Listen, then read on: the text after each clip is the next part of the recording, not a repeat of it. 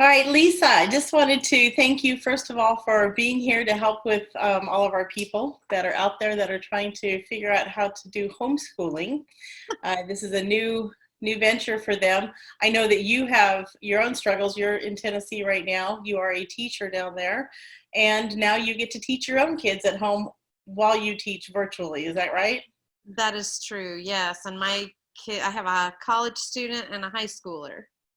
I don't even want to think about what it would be like to have to do those classes. Well, they're very motivated students, so that's good. Oh, that is good. That is good. Okay, so can you help us with a few tips? Like what can they do to help kids stay focused? Well, the one thing I think that's really important is having a schedule. Children thrive on predictability, and if you set a reasonable schedule for your kids, it probably is going to look really different than a regular school day. For example, our kids, we normally would get up at 6 o'clock. Well, we're not getting up at 6 o'clock. I mean, when there's no need to get up that early, we don't.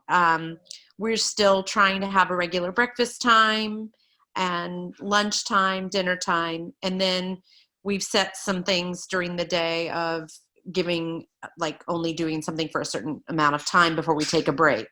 So I think that that's really important. Is children need to have breaks.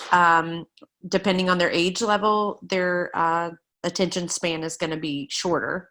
And then also using timers, whether it's a virtual time or a digital timer that they can see, or like a timer on your microwave or whatever, that will go off and say, okay, you're only going to have to work until this timer goes off, and then you can take a break, so that they know that they have an incentive to work to a certain time. And then that gives you as a parent the ability to know that you have a little bit of time before you have to do the next thing.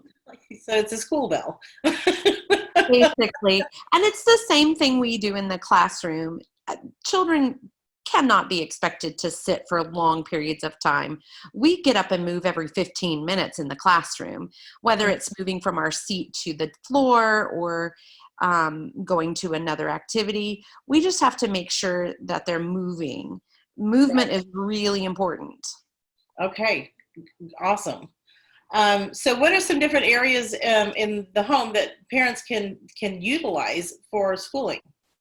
Well, dining room table is probably your best place. Right now, we have a classroom set up in there for my college student who's a fashion design major. So she's got all of her school stuff. We have a mannequin in there. We have an ironing board and stuff set up there. So your dining table, that's where a lot of my students, I actually did a Zoom class with my kids this morning, and 13 out of 17 of them joined me, which was nice. That's nice. And some of them were in their bedrooms, some of them were in the dining room, but they said that they've been in the dining room doing their work on their computers. So having a place, if they're actually going to do schoolwork, having a place like a table is good. But then you can also use your kitchen. I mean, if you think about why are we teaching them things, it's for life. And so they need to be able to do some things in the kitchen. Measurement is really important. That's an area actually that's very weak with students. You know, knowing how much a pound is, knowing how much an ounce is. The kitchen is a great place to work. Also, doing science experiments at your dining room table, like floating and sinking. If you have, you know, a basin of water and your kids predict which things will float and which will sink, then add salt to the water and see what happens. How much salt can you add to the water before the things don't sink anymore, to try to see, you know, just to have a little bit of fun, but have them learn some science. The bathtub is also a great place for that. Then I wrote down for you that the garage, if you're in Alaska, because it's cold outside, but use your yard for set up an obstacle course, use some sidewalk chalk and make some place for them to get some activity that they can be loud, so they don't have to worry about being so quiet inside the house. Right. Just a way for them to have that physical outlet that all kids need. Yeah. That's awesome. So how are you incorporating everyday life into your lesson plan besides the kitchen? Is there any other areas? Well, I use the whole house. When my kids were younger, and we were at home in the summertime, I felt like it was kind of the same thing. I wanted to keep learning going. So I would do scavenger hunts around the house, or I would hide just different objects to see if they could find them. And that also was a really good way to keep the kids busy for you to do something. So if you hide Lego pieces, or hide, you could even incorporate it just the entire house with, hiding different colored things around the house when the kids aren't looking, and then say, okay, there are this many items that you have to find, and bring them back. They could actually graph how many did you find of each kind, what fraction of the whole did you find. Then you're doing math with them too. But it makes it fun, and there's that element of uniqueness that, it's something different and new, and you just kind of have to think outside the box when it comes to this. We're all having to do it together. Right. And for my daughters, for my high schooler, we've spent some time together looking at things on the computer together, doing virtual field trips together, and just enjoying that side-by-side time that you don't normally get with your children when they're at school. And just to see your kid in a whole new way. I mean, you're getting to see your kid as a learner rather than just as your regular kid. So you're getting to learn things about them that you didn't know before. Yeah. That's a gift, really. It's a gift. Mm-hmm. So what's the most important thing for parents to do to keep their own sanity and to find some peace during this? Well, I hate to say this, but lower your expectations. Just do not expect for your child to sit for 6 hours and do school like it would be a regular day. That is not expected. I don't know about where you are, but where we are, we're out of school until April 24th. And so we have 4 more weeks to go if it's not extended. And there is no way that we can expect our students to learn new material. That is not the parent's responsibility. And so just remember that if your child doesn't get something this year, it's okay. It's okay. Don't put a lot of pressure on yourself or on your child. You're just going to make it harder on yourself.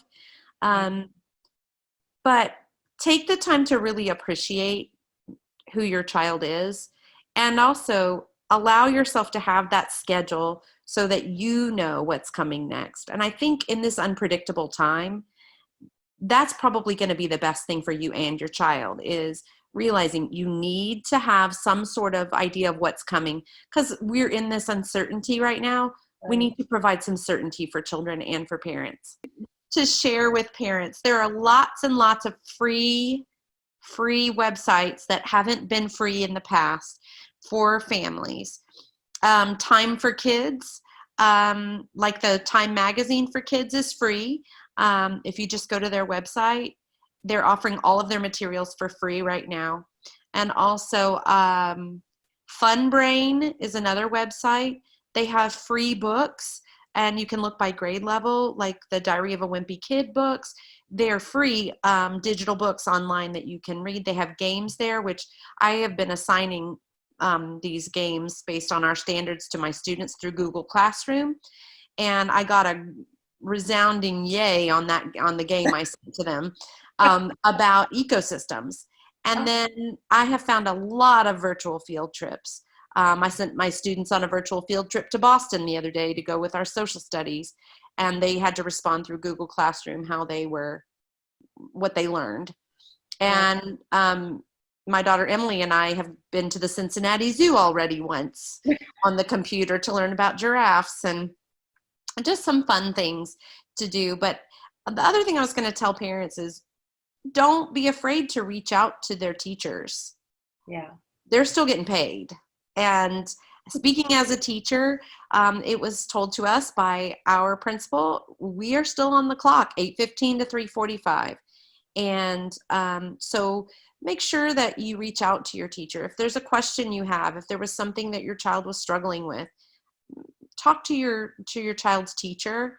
The other thing is a lot of school districts, they have websites, like on their website, they have resources there that are available to students and teachers that you might not know about.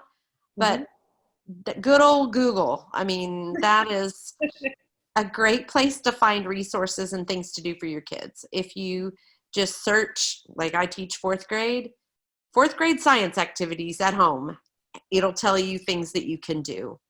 If you're lost for something to do, those are some things that you can look at, and those will also keep your sanity if you just think ahead of time, okay, what do I want to accomplish in the next week? Right. So awesome. Well, thank you so much. I truly appreciate you. And if there's anything that we can do for you, just give me a call. Well, thank you. You guys hang in there.